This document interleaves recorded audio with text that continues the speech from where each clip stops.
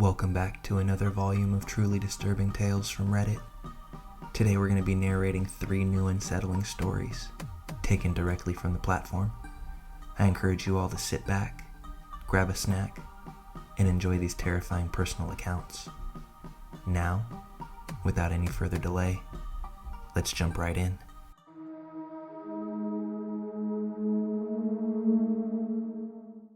This happened probably 5 or 6 years ago now.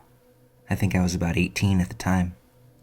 For starters, I live in a city where neighborhoods and forests kind of blend together. There are plenty of wooded areas where people go to have bonfires, parties, and other social get-togethers. One night, after discovering that all of our usual spots were crowded with people, I suggested that we go to a spot that I had been to a few times nearby. I'd been there plenty of times before, but only during the day. The street where we park is maybe 200 feet from the tree line. It's your average middle-class neighborhood. Nothing crazy is really known to happen there. So we walk in, we start our bonfire, and we're all having a good time. Some of us are drinking, some of us are smoking, myself included. About 45 minutes pass, and I'm a little intoxicated, but nothing major. Over the sound of our quiet music and my friends speaking, I hear something odd. I can't make out what it is, so I figure maybe I'm just hearing things. Maybe another 10 minutes pass, and I hear it again. A little better this time. It still sounds relatively far away, but the sound itself is like Velcro tearing. I stop and just kind of sit there trying to listen while my friends carry away laughing and talking. They haven't seemed to notice. And that's when I heard a sound I was very familiar with. A zapping noise, like you'd hear from a taser. Very brief, but absolutely unmistakable. My stomach drops, and I start looking around a little frantically. My girlfriend at the time was the first to notice my distress. She asked me what's wrong, and I explained to the best of my abilities, and she immediately begins to worry herself.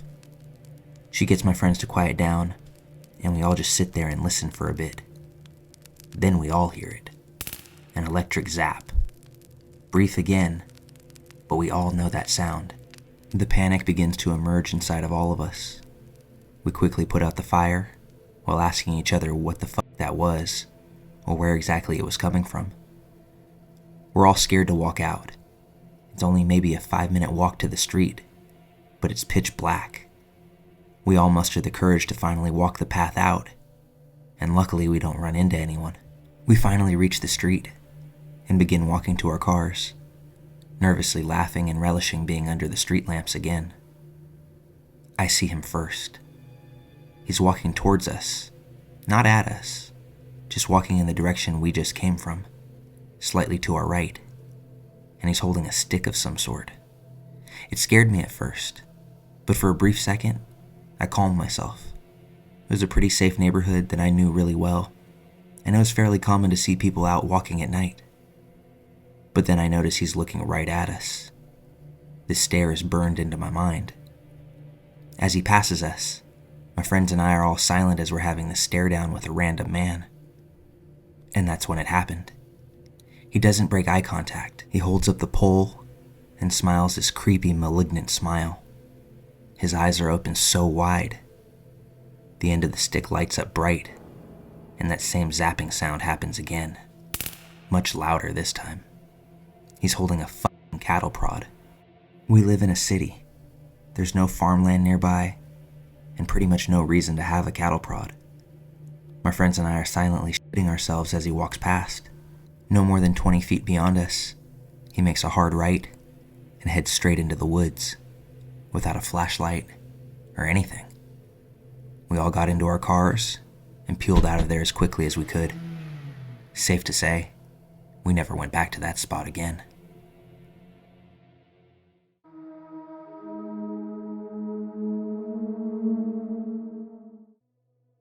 I'm a 21-year-old guy, and about 12 years ago when I was 9, I was home alone with my 12-year-old brother. We were supposed to go to my aunt's house to have lunch and wait for my mom there. We always did this because we were too young to stay at home alone, according to my mom. We woke up at about 10:30 a.m. I took a shower, then my brother. After that, we were both in the bathroom brushing our teeth and finishing up our getting ready routine when we heard someone knocking on our door. Since every time someone knocked at our door, they turned out to be a salesman or Jehovah's Witness, we kind of waited for them to go away. So after a couple of moments of silence, I went to see if they were still outside through the window, and I saw nobody. What a relief. We continued getting ready when we saw a shadow go by the bathroom window. The window was small and square, made with that kind of glass that makes everything behind it really blurry. We waited and watched in case it was just a bird flying by. When a hand hit it, clear as day. We got scared and we didn't know what to do. My brother had his cell phone, so he immediately called the police. While the line was ringing, we heard a loud bang at the front door. Someone was trying to brute force it. I don't know if they were kicking it or ramming it, but it was one of the most frightening things I've ever heard. My brother told me to lock the bathroom door, so I did. It took 5 loud attempts for the perpetrator to finally bash open the door. Then the police answered.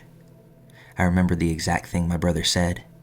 He was whispering the whole time, his voice barely audible. "Hello? There's someone in our house. I think they're trying to steal." Then a pause. "We're at our address."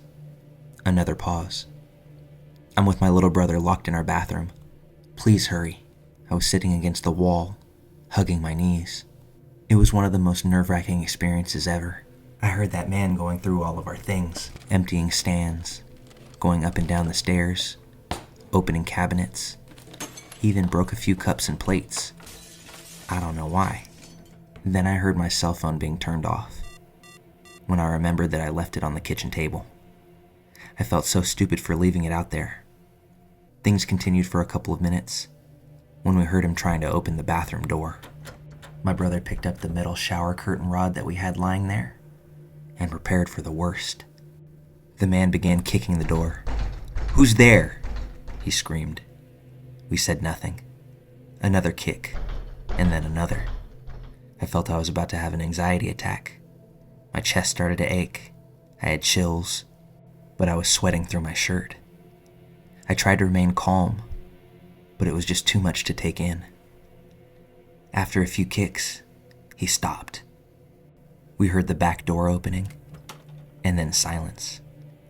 We waited for almost 10 minutes before leaving the bathroom. The living room was a total mess. Papers and books on the floor everywhere. All of our kitchen cabinets open, cups and plates smashed on the floor.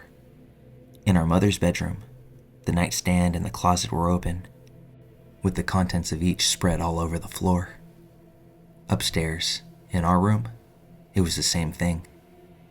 In about 5 minutes, the man was able to dismantle everything in our house, going through everything that we had, leaving a total mess behind. After that, my brother called our mother, and she ordered us to get to our aunt's house ASAP, so we did. When we got there, my racing nerves had subsided just a bit.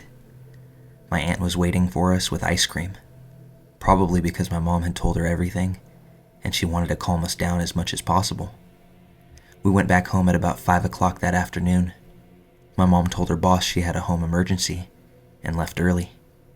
She tidied up the house, cleaned up, and left everything the way it was before so that we could be relaxed in our own home. I really appreciated her effort, as well as my aunt's, to calm us down and do everything so we didn't have to think about what had just happened. According to my mom, the police got to the house just shortly after she arrived. She explained everything, but due to lack of evidence, nothing could really be done. The man was never caught to my knowledge, and honestly, I don't think they even really tried searching for him. The next few days, my mom stayed home from work with us. I'm sure she sensed just how shaken we were from this whole experience. Now I tell the story as a funny anecdote, because luckily no one was hurt, and the man only took useless stuff. But at the time, I was truly terrified. To a 9-year-old, an experience like that can have serious repercussions. I'm lucky it never came to that, and I got over that feeling that someone was going to come back into our house after a couple of weeks. As an adult, with a place of my own now, I take every precaution to make sure that I protect against this happening again. I have double locks on all my doors and windows, a full-on security system set up, and trust that if anybody were to ever get into my house again, I most likely wouldn't be hiding in a bathroom this time. I've got a very special welcoming gift for anybody trying to kick down my door.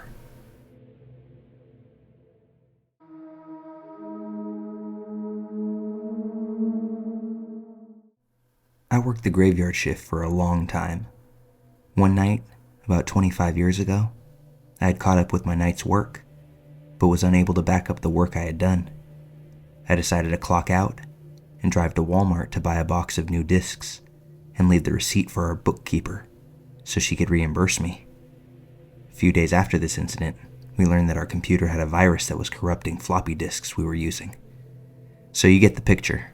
Floppy disks for backup, no cell phones for most of us. It was an absolutely primitive time. I arrived at Walmart at about 3 a.m., went in, found the discs. I decided to visit the toy department, as it was early November, and I wanted to gather Christmas gift ideas for my son, as well as several nieces and nephews. While I browsed, I felt someone watching me. I looked around, and there were 3 men nearby, all of whom were staring right at me. I looked back at them long enough to affix their appearances in my mind, and went on looking at toys. I was in no hurry. I was off the clock, and wouldn't need much time to back up my work after I got back to the office, so I continued to look around, even strolled through the housewares for a few minutes. Every time I looked over my shoulder, though, those 3 guys were close and watching me. After the second time, alarms were sounding off in my head. They were repellent looking, with pasty pale faces, as if they spent all their time indoors, eating junk food, and their eyes were cold and hard. What disturbed me most was the way they were dressed, much too warmly for the weather that night. Even though it was November, it was about 55 degrees Fahrenheit outside. I was perfectly comfortable in a jean jacket. These guys were in heavy coats suitable for sub-freezing temperatures, and they had them buttoned to their necks inside the store. The only reason I could think of for that was that they were trying to conceal something beneath their coats, or full out hide something that they didn't want to be seen. I finally headed towards the cash registers, thinking that if no one else was leaving the store when I did, I would ask the cashier to call security and request an escort to my vehicle. As I reached the register, I saw my stalkers standing just inside the doors. They muttered amongst themselves for a moment as they decided to exit. As I was paying, a man and woman lined up behind me. I had seen them shortly before I neared the register, and they didn't seem to be paying any attention to me. I moved to the area between the registers and the doors and stood waiting for the couple, fiddling with my buttons, blowing my nose. When they did move towards the door, so did I, staying just a few steps ahead of them. I had parked not far outside, and I reached my vehicle swiftly. The stalkers were sitting in a car that was parked nose to nose with my pickup truck. I hopped in, locked the door, then sat back and stared right at them. The couple I had used as my unwitting escorts walked past me and the stalkers to get into a car a few spaces away. They left. After a minute or two, the stalker driver said something to the others, started the engine, and pulled away. I watched as they slowly left the parking lot, then ascended the nearby interstate highway overpass and took the entrance ramp. Only then did I start my engine. I took my time looking around as the engine warmed up. I continued along the street for a couple of miles past the interstate, then pulled into a dark lot behind a strip mall. I turned off my lights, engine, and I waited, watching the few vehicles that passed. I wanted to be certain that I wouldn't lead those guys to my office building, which was isolated and at that hour usually deserted except for me. After my pulse slowed to normal, I restarted the truck and returned to work. I'm a female, but I'm almost 6 feet tall and weigh about 175 pounds. I know that my size has protected me from a lot of mayhem over the years. I was also armed that night. I carried my loaded Smith & Wesson .357 revolver, as well as a speed loader, which is like an extra cylinder full of bullets. Still, I probably would have been no match for 3 determined assailants. This experience cured me of my nonchalance about running errands in the wee hours of the night, and validated my conviction that anytime I get the feeling of someone's eyes crawling over me, it'd be wise to look around and find the reason. About 3 months later, my husband and I were watching the local evening news, and to my surprise and non-surprise, they showed photos of 2 of my stalkers who are currently wanted for armed robbery. So, career criminals who stalked me in Walmart one night, let's never meet again.